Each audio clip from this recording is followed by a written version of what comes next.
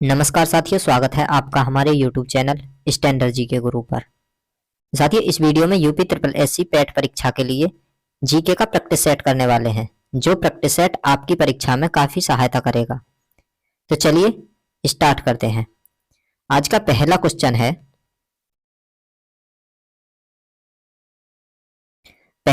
है, कृषि के प्राचीनतम साक्ष्य किस प्रागैतिहासिक स्थल से प्राप्त हुए हैं?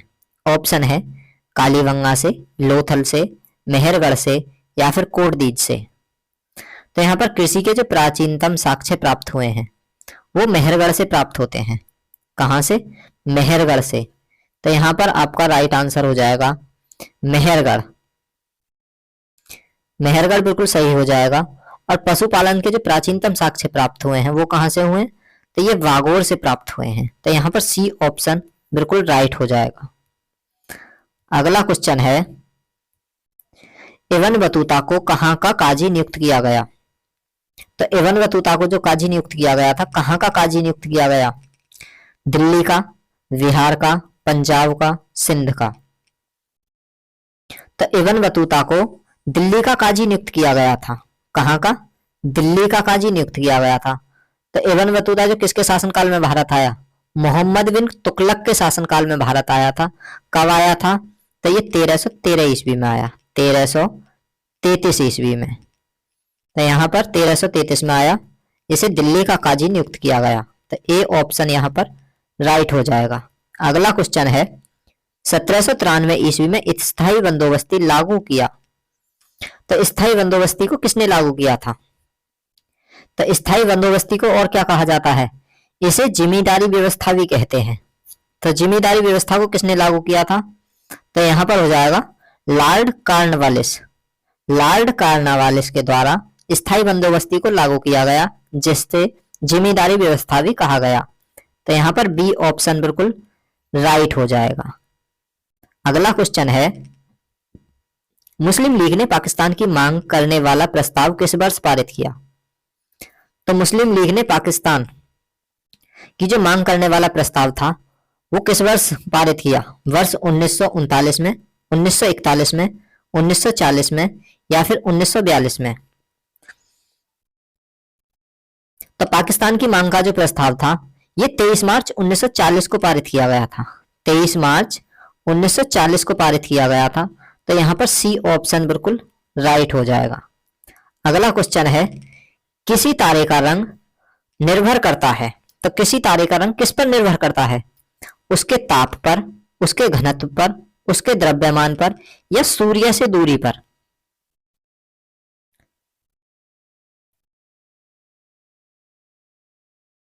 तो किसी तारे का जो रंग निर्भर करता है उसके किस पर करेगा? ताप पर निर्भर करेगा, ताप पर। तो यहां पर ए ऑप्शन बिल्कुल राइट हो जाएगा। अगला क्वेश्चन है, निम्नलिखित में से कौन शीतोष्ण घास का मैदान है? डाउन, वेल्ड, कंपास या फिर ये सभी? तो शीतोष्ण घास के मैदान कौन कौन से हो जाते हैं? तो पंपास, पंपास है, वेल्ड है और डाउन है। ये तीनों शीतोष्ण घास के मैदान हो जाते हैं। तो यहां पर आपका डी ऑप्शन बिल्कुल राइट हो जाएगा। अगला क्वेश्चन है, भारत में कोयला उत्पादन करने वाला भौमिकीय समूह निम्न में से कौन सा है? तो ऑप्शन है आपके गोंडवाना, दक्कन ट्रैप, धारवाड़ या फिर विंध्यान। तो यहां पर सही ऑप्शन हो जाएगा, कोयला उत्पादन करने वाला भौमिकीय जो समूह है वो गोंडवाना हो जाता है। कौन सा? गोंडवाना। तो यहां पर ए ऑप्शन बिल्कुल राइट हो जाता है। गोंडवाना से ही भारत का उच्च कोटि का कोयला प्राप्त होता है। कौन सा? उच्च कोटि का जो कोयला प्राप्त होता है भारत में, गोंडवाना से ही प्राप्त होता है। तो यहां पर ए बिल्कुल राइट हो जाएगा। अगला क्वेश्चन है, परितंत्रों की घटती उत्पादकता में क्रम में उनका निम्नलिखित में से कौन सा अनुक्रम सही है? तो परितंत्रों की घटती उत्पादकता के क्रम में पूछ रहा है ये। तो यहां पर ऑप्शन है आपके महासागर, मैनग्रोव, झील, घास स्थल। महासागर, झील, घास स्थल या फिर मैनग्रोव हो जाएगा, ये मैनग्रोव नहीं। तो यहां पर ये मैनग्रोव, मैनग्रोव, मैनग्रोव घास स्थल, झील या फिर महासागर। मैनग्रोव, महासागर, घास स्थल या फिर झील। तो यहाँ पर जो सही ऑप्शन हो जाएगा मैनग्रोव, घास स्थल, झील और महासागर। तो सी ऑप्शन बिल्कुल यहाँ पर सही हो जाएगा कि परितंत्र की घटती उत्पादकता के क्रम में जो है वो मैनग्रोव, घास स्थल, झील, उसके बाद महासागर। तो यहाँ पर सी ऑप्शन बिल्कुल राइट हो जाएगा। अगला क्वेश्चन है निम्न में से कौन मूल अधिकार के अंतर्गत नहीं आता। तो मूल अधिकार के अंतर्गत क्या नहीं आता है? ऑप्शन है स्वतंत्रता का अधिकार, ऑप्शन बी समानता का अधिकार, ऑप्शन सी संपत्ति का अधिकार या फिर शोषण के विरुद्ध अधिकार। तो संपत्ति का जो अधिकार है ये मूल अधिकार के अंतर्गत नहीं आता है। कौन सा? संपत्ति का अधिकार मूल अधिकार के अंतर्गत नहीं आता है, पहले आता था। तो इसे 44वें संविधान संशोधन द्वारा 1978 में इसे हटा दिया गया। और किस अनुच्छेद में डाल दिया? तो वर्तमान में ये अनुच्छेद 300 के में है, जिसे अब कानूनी या वैध अधिकार माना जाता है। तो यहाँ पर सी ऑप्शन बिल्कुल राइट हो जाएगा।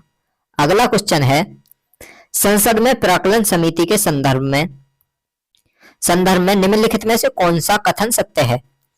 तो संसद की प्राक्कलन समिति के संदर्भ में पूछ रहा है। तो यहां पर सही हो जाएगा संसद की प्राक्कलन समिति के संदर्भ में जो सही कथन है तो यह सबसे बड़ी संसदीय समिति होती है। बिल्कुल सही बात है, यह सबसे बड़ी संसदीय समिति होती है। यह लोकसभा के सदस्यों से गठित होती है। तो यह लोकसभा के सदस्यों से गठित होती है। बिल्कुल बी, ये भी सही है। इस समिति में 30 सदस्य होते हैं। तो हाँ, इस समिति में 30 सदस्य होते हैं। इसका अध्यक्ष लोकसभा अध्यक्ष द्वारा नियुक्त किया जाता है। जी हाँ, इसका अध्यक्ष लोकसभा अध्यक्ष द्वारा नियुक्त किया जाता है। तो ये चारों ऑप्शन बिल्कुल सही हो जाएंगे, सत्य हैं। अगला क्वेश्चन है निम्नलिखित योजना एवं कार्यक्रम को सम्मिलित कीजिए। तो ये योजना और कार्यक्रम को सम्मिलित करवा रहा है, यानी मिलान करवा रहा है। तो किस प्रकार मिलान होगा? तो इस इधर दे रखे हैं इसके कार्यक्रम, इधर है योजना। तो कार्यक्रम को योजना से जोड़ना है। तो प्रथम योजना किससे संबंधित हो जाती है? तो प्रथम योजना जो संबंधित है ये सामुदायिक विकास से संबंधित हो जाती है। किससे? सामुदायिक विकास से संबंधित हो जाती है प्रथम योजना। अगला द्वितीय योजना। तो द्वितीय योजना किससे संबंधित थी? तीव्र औद्योगिकरण से संबंधित हो जाती है द्वितीय योजना। किससे? द्वितीय योजना तीव्र औद्योगिकरण से। तृतीय योजना किससे संबंधित है? तो तृतीय योजना है आधारभूत उद्योगों का प्रसार। आधारभूत उद्योगों का प्रसार हो जाता है तृतीय योजना, आधारभूत उद्योगों का प्रसार। और चौथी योजना किससे संबंधित है? स्वावलंबन की प्राप्ति एवं समृद्धि से संबंधित हो जाती है चौथी योजना। तो इस प्रकार इनका मिलान हो जाता है। प्रथम योजना जो है समुदाय विकास से, द्वितीय योजना तीव्र औद्योगिकरण से, तृतीय योजना आधारभूत उद्योगों का प्रसार से हो जाती है, चतुर्थ योजना स्वावलंबन की समृद्धि प्राप्ति एवं स्थिरता आदि समृद्ध से हो जाती है। अगला क्वेश्चन है प्रकाश संश्लेषण किसकी उपस्थिति में होता है? तो प्रकाश संश्लेषण किसकी उपस्थिति में होगा?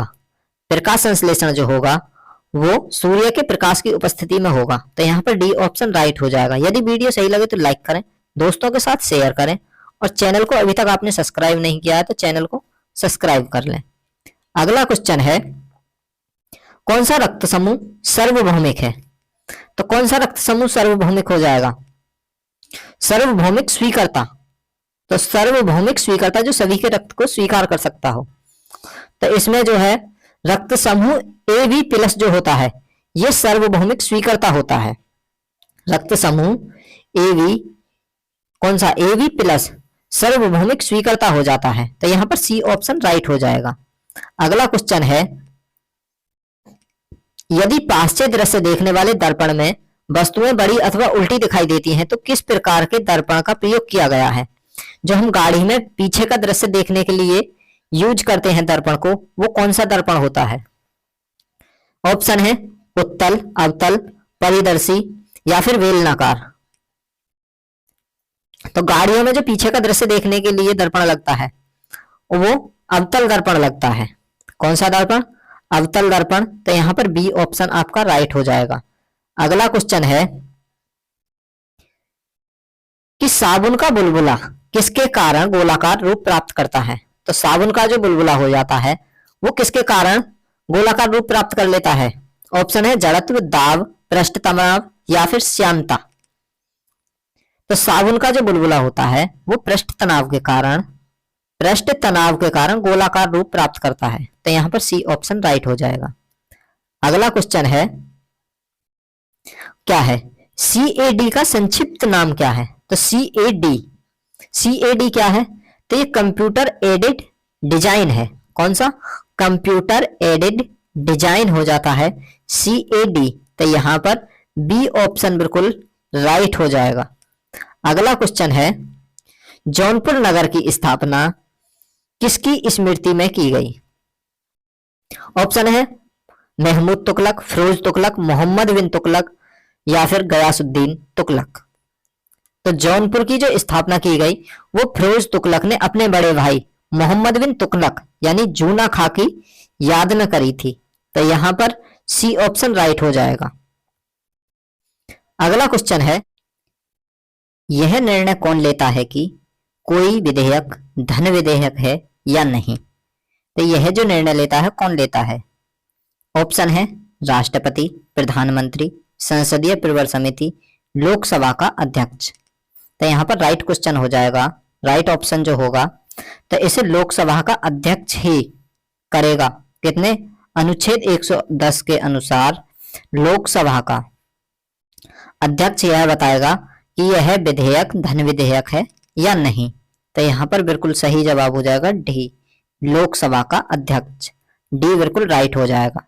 अगला क्वेश्चन है तुगलकनामा का लेखक कौन है? तो तुगलकनामा का लेखक कौन हो जाता है? ऑप्शन है फिना उस सिराज, अमीर खुसरो, जियाउद्दीन वर्नी या फिर इब्न बतूता। तो तुगलकनामा का लेखक कौन हो जाता है? तुगलकनामा का लेखक हो जाता है कौन? अमीर खुसरो। तो यहां पर बी ऑप्शन राइट हो जाएगा, अमीर खुसरो। अगला क्वेश्चन है संघ एवं राज्य के मध्य वित्तीय संसाधनों का विभाजन किसकी सिफारिश के आधार पर किया जाता है? संघ और राज्य के बीच जो वित्तीय संसाधनों का विभाजन होता है वो किसकी सिफारिश पर होता है?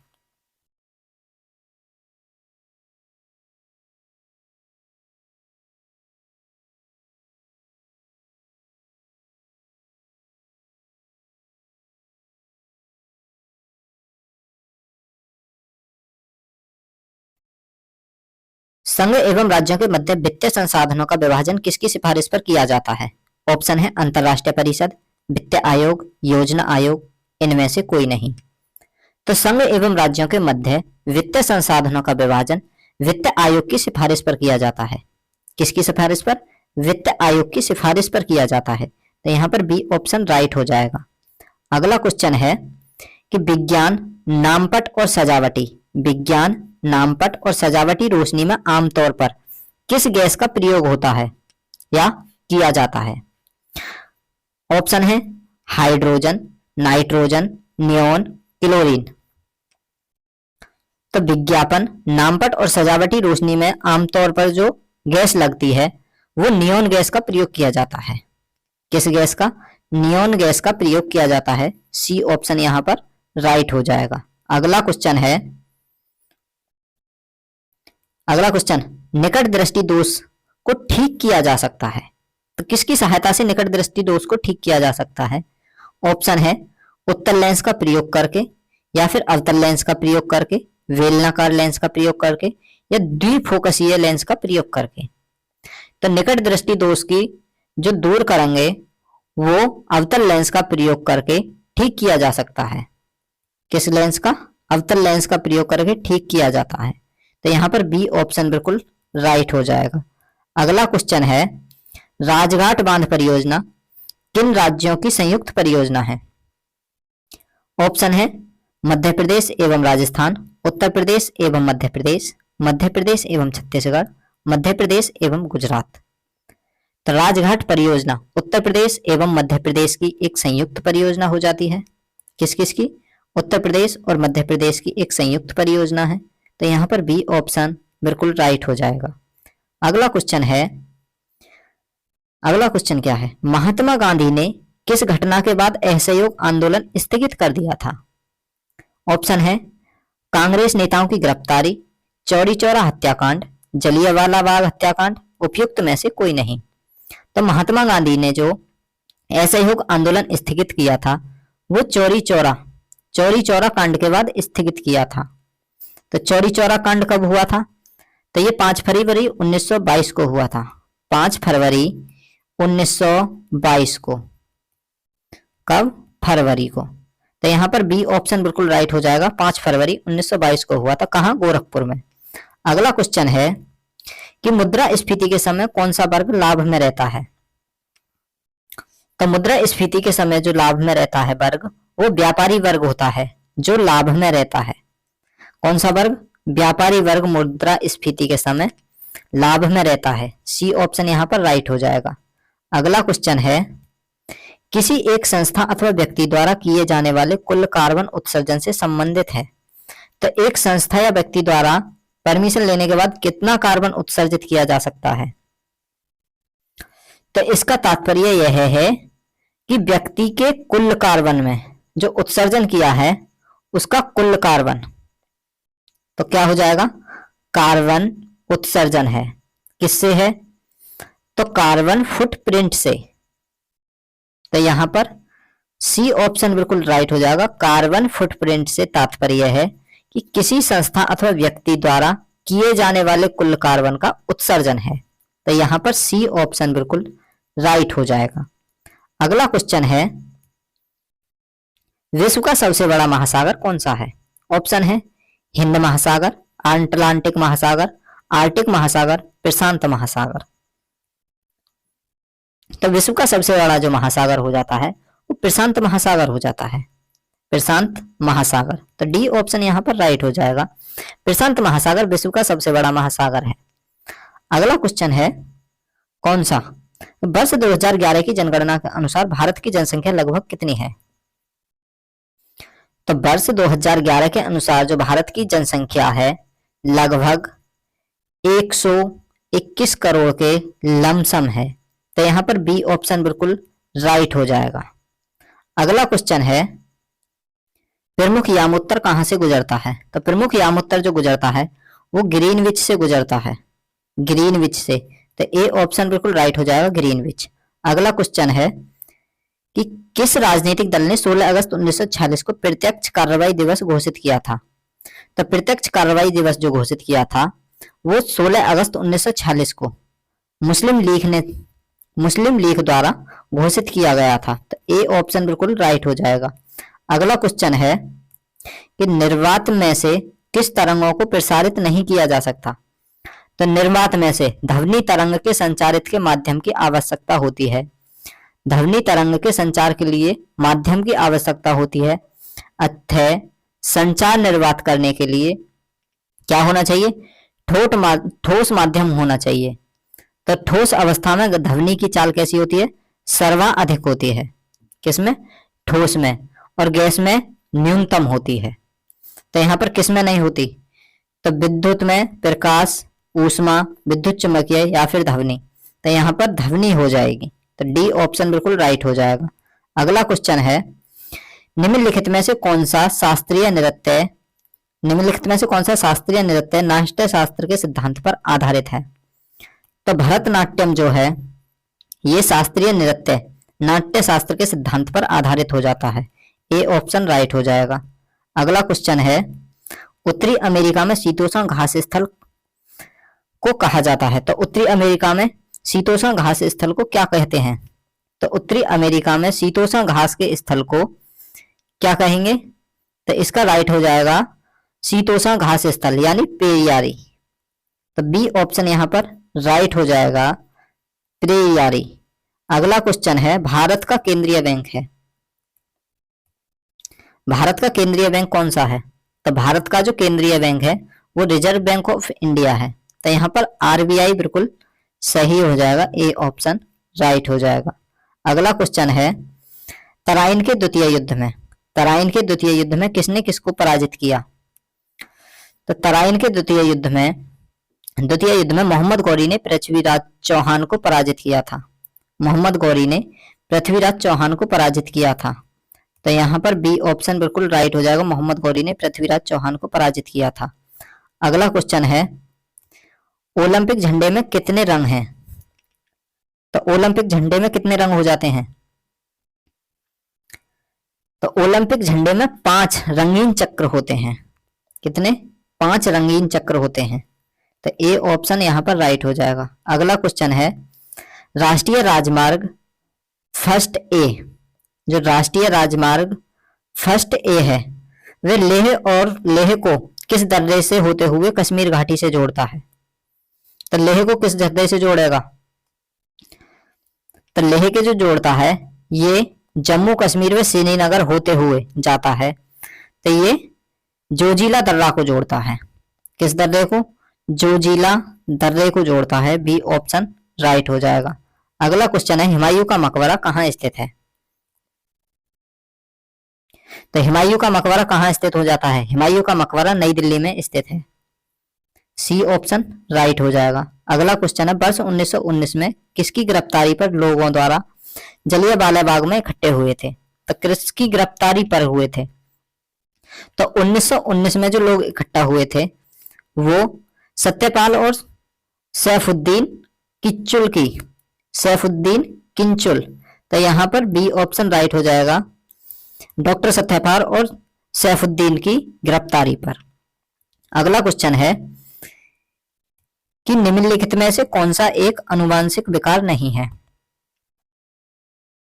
तो मैक्सोडेमा जो है ये अनुवांशिक एक विकार नहीं होता, मैक्सोडेमा। तो डी ऑप्शन यहाँ पर राइट हो जाएगा। अगला क्वेश्चन है आंत में मौजूद सूक्ष्म जीव गट फ्लोरा द्वारा कौन से विटामिन का उत्सर्जन किया जाता है? तो आंत में जो मौजूद होता है सूक्ष्म जीव गट फ्लोरा, उसके द्वारा जो विटामिन उत्पादित किया जाता है उस विटामिन का नाम है विटामिन के। तो बी ऑप्शन यहाँ पर राइट हो जाएगा। अगला क्वेश्चन है अर्थव्यवस्था में असली मुद्रा मूलधन किसके कारण बढ़ता है? तो अर्थव्यवस्था में असली मुद्रा मूलधन कीमतों में कमी के कारण बढ़ता है। किसमें? कीमतों में कमी के कारण बढ़ता है। तो ए ऑप्शन राइट हो जाएगा। अगला क्वेश्चन है दिल्ली में कुतुब मीनार, दिल्ली में जो कुतुब मीनार है दुनिया की सबसे ऊंची ईंट से बनी मीनार है। इसके निर्माण में कौन से राजा ने इसके निर्माण में योगदान नहीं दिया? तो इससे निर्माण में कौन से राजा ने योगदान नहीं दिया? तो कुतुब मीनार के निर्माण में अलाउद्दीन खिलजी ने योगदान नहीं दिया था, अलाउद्दीन खिलजी ने। तो सी ऑप्शन राइट हो जाएगा, अलाउद्दीन खिलजी ने कुतुब मीनार के निर्माण में कोई योगदान नहीं दिया। अगला क्वेश्चन